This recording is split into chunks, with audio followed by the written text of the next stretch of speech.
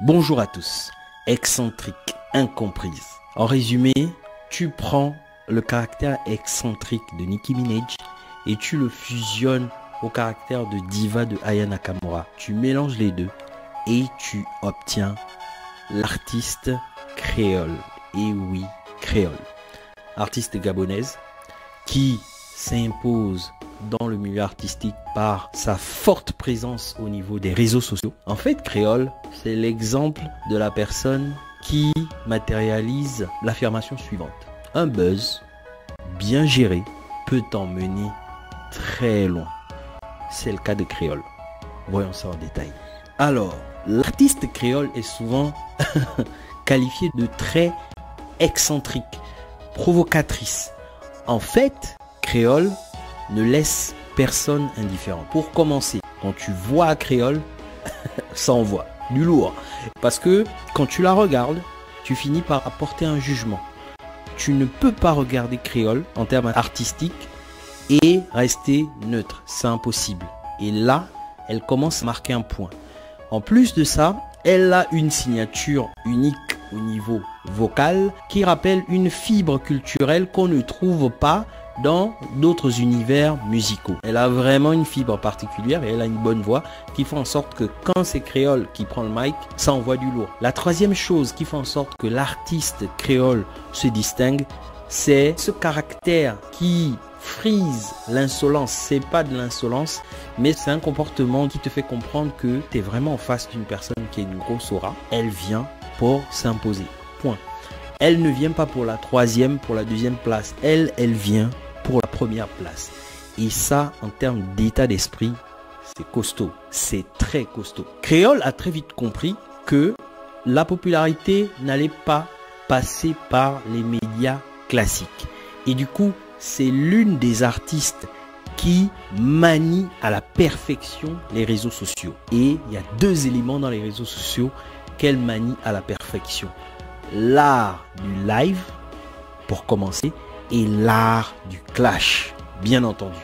Parce que quand Créole allume un live et génère une communauté qu'elle a nommée fantastique, tu sais que quand tu vas assister à un live de Créole, elle allume son écran et là, ça va tirer à balles réelles. Sans complaisance. Ça va aller très vite, ça va aller très fort et ça va aller dans tous les sens. Ce qui fait en sorte que ces lives correspondent à des événements. Pourquoi? Parce que elle est ce que les Américains appellent real. Ça sort comme ça sort. Avec Créole, c'est ça en fait. Donc quand on allume le live, elle est très spontanée et ça va dans tous les sens.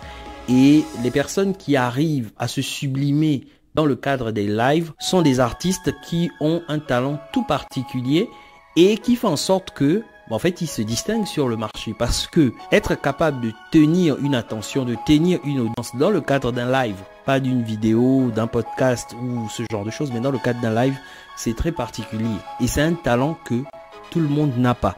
Et ça fait son unicité. Et pendant ces lives, elle manie l'art du clash à la perfection. Avec notamment son fameux touvion qui, en fait, est repris socialement dans la culture gabonaise. On est face à ce genre de personnes.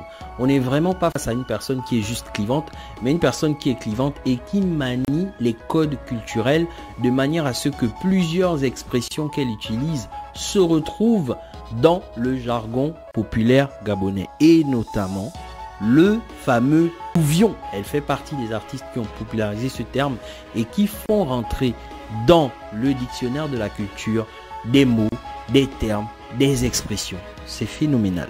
Créole n'est pas là pour faire plaisir aux radios. Créole n'est pas là pour être dans le politiquement correct. En fait, elle s'en fout.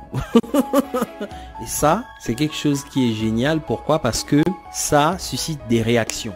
Et les réseaux sociaux sont principalement là pour susciter des réactions. Les réseaux sociaux sont pas là pour favoriser le comportement de neutralité. Et elle l'a comprise à la perfection.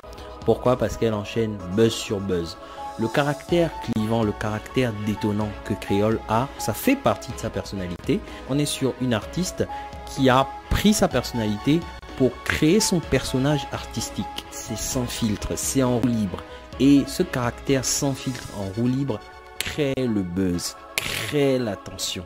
Il y a une chose qu'elle sait faire à la perfection, c'est attirer et conserver l'attention par plusieurs moyens possibles.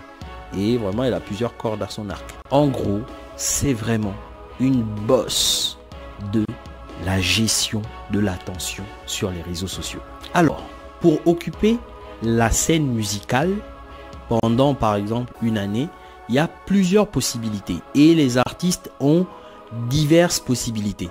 Il y a des artistes qui vont miser sur une production en continu, donc pour sortir des titres régulièrement, pour rester dans la tête de leur audience.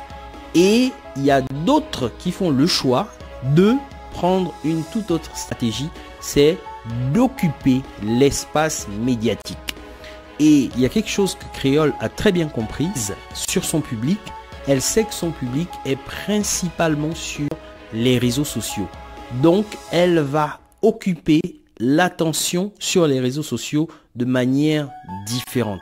Parce que elle va envoyer des productions, parce qu'elle continue à produire. C'est une artiste talentueuse, elle continue à produire.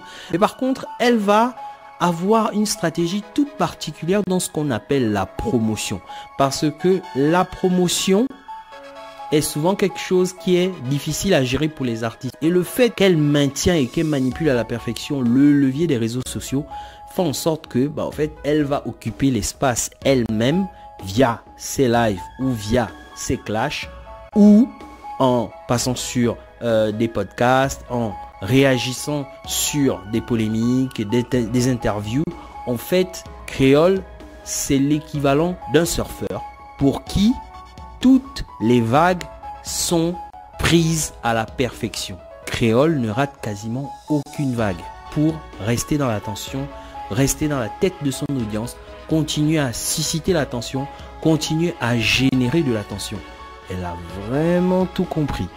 On est vraiment sur le cas d'une artiste qui va occuper l'espace à la fois musical, mais aussi l'espace médiatique, sans perdre le principal, c'est-à-dire toujours rester focus sur l'environnement sur lequel mon audience principale se trouve. En fait, elle a vraiment tout compris. Créole matérialise le 80-20. 80% en moyenne de son audience se trouve sur les réseaux sociaux. Donc, elle va faire 20% en se concentrant sur les réseaux sociaux, en mettant un peu en second plan les stratégies de promotion classiques, parce que elle connaît où se trouve son audience. Ça va réduire en quelque sorte ses stratégies de déploiement pour atteindre son audience et son public. Elle va se concentrer à l'endroit en faisant 20%, donc en ciblant principalement les réseaux sociaux. Et ce ciblage de 20% va donner 80% de son résultat. Pourquoi? Parce qu'elle vise juste. C'est vraiment l'exemple d'un archer qui vise toujours la cible et qui l'atteint toujours. Alors, Créole n'est pas juste une artiste. C'est vraiment une stratège qui a tout compris sur l'entretien de sa singularité. Dans un monde des réseaux sociaux envahi par plusieurs contenus, elle arrive à tenir sa singularité et à faire en sorte de toujours se distinguer dans un environnement fouillis que représentent les réseaux sociaux. En fait, elle divise, certes, elle est clivante, mais au final, elle existe. Elle existe, tout simplement. Je vais m'arrêter là.